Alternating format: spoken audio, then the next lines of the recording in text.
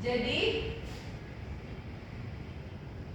untuk integrasi sosial ini memiliki 4 subbab. Yang pertama itu ada pengertian, yang kedua itu ada tahap-tahap dari integrasi sosial, yang ketiga itu ada bentuk-bentuk dari integrasi sosial, dan yang terakhir itu ada contoh dari integrasi sosial.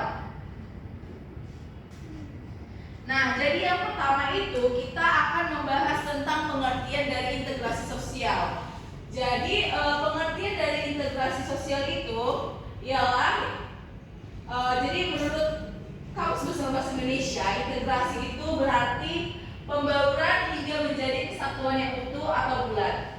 Jadi sementara itu sosial berarti berkenaan dengan masyarakat. Jadi dari sini dapat kita simpulkan bahwa integrasi sosial itu berarti pembauran di dalam lapisan masyarakat yang berbeda-beda, sehingga dari perbedaan ini ada tidak tampak, jadi melainkan kesatuan yang utuh atau bulat yang nampak.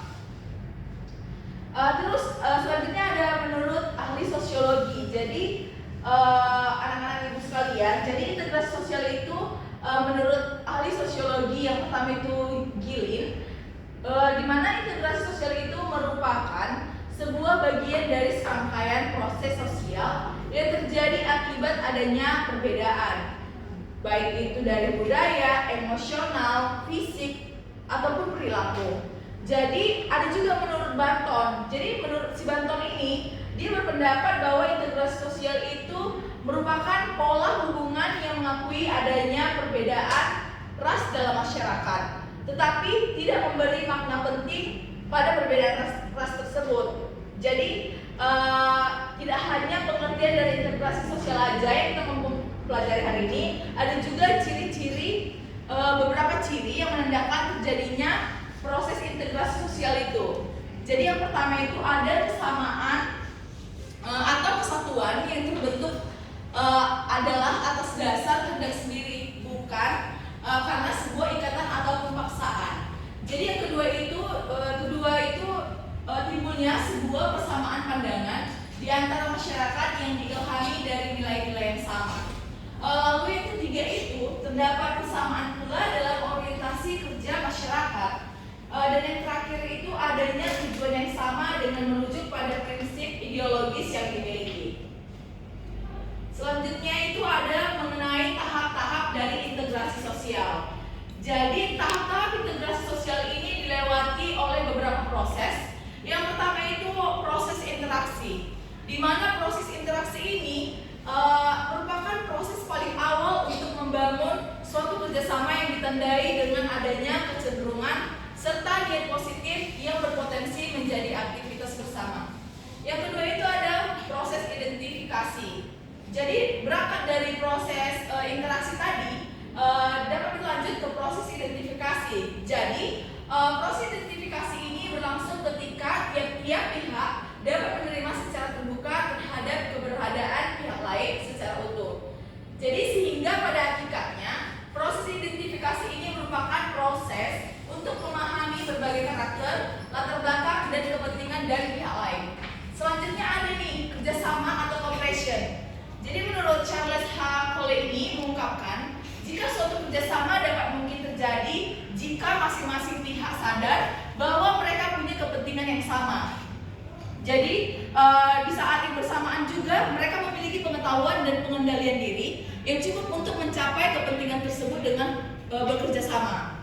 Jadi ketika hal ini sudah dipahami oleh masing-masing pihak, maka proses integrasi itu akan berjalan dengan lebih mudah karena setiap pihak sudah bersedia untuk membuka diri mereka untuk menjalin kerjasama yang lebih positif.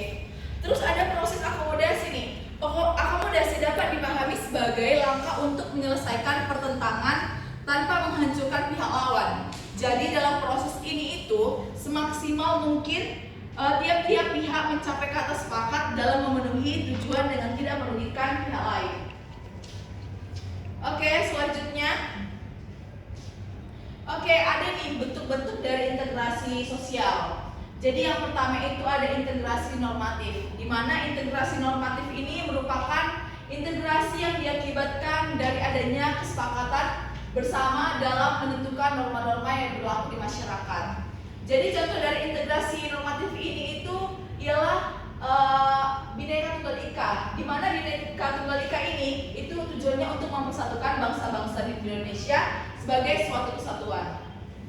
Yang kedua ada integrasi fungsional. Jadi integrasi fungsional ini merupakan integrasi yang terjadi akibat adanya fungsi-fungsi tertentu di dalam suatu masyarakat. Hal ini biasanya berakibat adanya perbedaan kondisi geografis setiap wilayah di mana memiliki kekayaan sumber daya alam yang berbeda-beda. Yang terakhir itu ada integrasi koersif, di mana integrasi koersif ini merupakan integrasi yang terjadi berdasarkan kekuasaan yang dimiliki penguasa. Jadi di mana pihak lain atau yang berkuasa ataupun yang berwenang saat ini yang mendorong terjadinya integrasi itu atau dengan paksaan. Nah, yang terakhir materi kita ini mengenai contoh dari integrasi sosial. Oke, yang pertama itu contohnya itu ialah perayaan budaya. Jadi dalam perayaan budaya ini orang dari berbagai latar belakang bersatu dalam perayaan ini mempromosikan toleransi dan pemahaman antaragama. Terus yang kedua ada sekolah multikultural. Jadi sekolah ini mempromosikan keragaman budaya dan menyatukan siswa dari berbagai latar belakang sehingga siswa belajar bersama, berbagi pengalaman dan memahami perbedaan budaya. Yang ketiga itu ada demonstrasi dan protes. Jadi di mana ketika kelompok-kelompok berbeda bersatu dalam demonstrasi atau protes untuk tujuan bersama. Yang terakhir itu adalah program pertukaran budaya. Jadi dalam hal ini individu diminta untuk tetap tinggal sementara di negara lain dan mengalami budaya serta kehidupan masyarakatnya di budaya tersebut.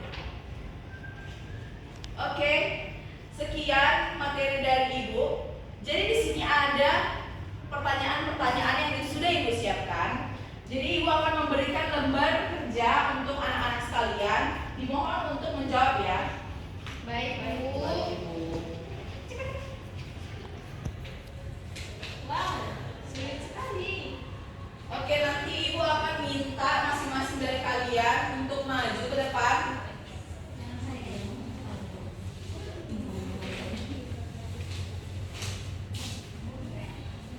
Nanti maju ke depan untuk mempresentasikan hasil jawabannya. Nanti kalau misalnya kalian jawabannya sudah benar, Ibu akan berikan nilai A. Dan tidak usah ikut ujian akhir semester. Yeay! Oke, silakan untuk saya beri waktu 5 menit.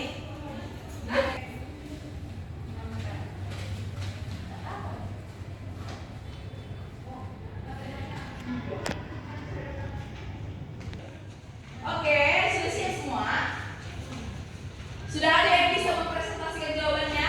Oke, untuk nomor 1 dipersilakan maju ke depan. Ya, bisa kalian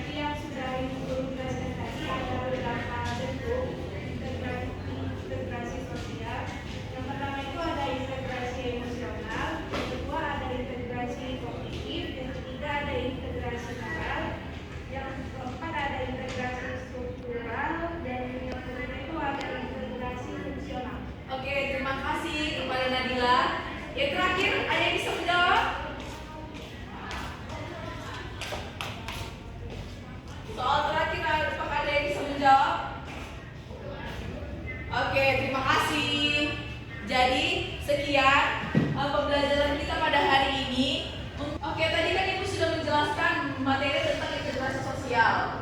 Jadi Ibu minta buat anak-anak sekalian untuk menjelaskan apa kesimpulan dari materi kita pada hari ini. Siapa yang bisa? Oh, dia. Oke, kepada Dian, silakan. Ayo, Dian. Baik, dapat kesimpulan bahwa integrasi sosial adalah proses yang sangat penting dalam masyarakat untuk menciptakan keragaman yang harmonis dan mempromosikan persatuan. Integrasi sosial melibatkan interaksi positif dan inklusif antara individu dan kelompok yang berbeda dalam berbagai konteks seperti budaya, agama, dan etnis. Kesimpulan dari saya, terima kasih. Oke, terima kasih. Jadi anak-anak, untuk minggu depan kita akan mempelajari materi selanjutnya. Boleh dibuka di buku paketnya ya.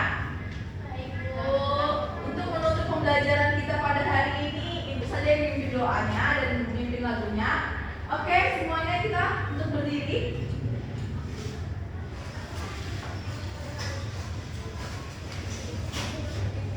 Ya Allah.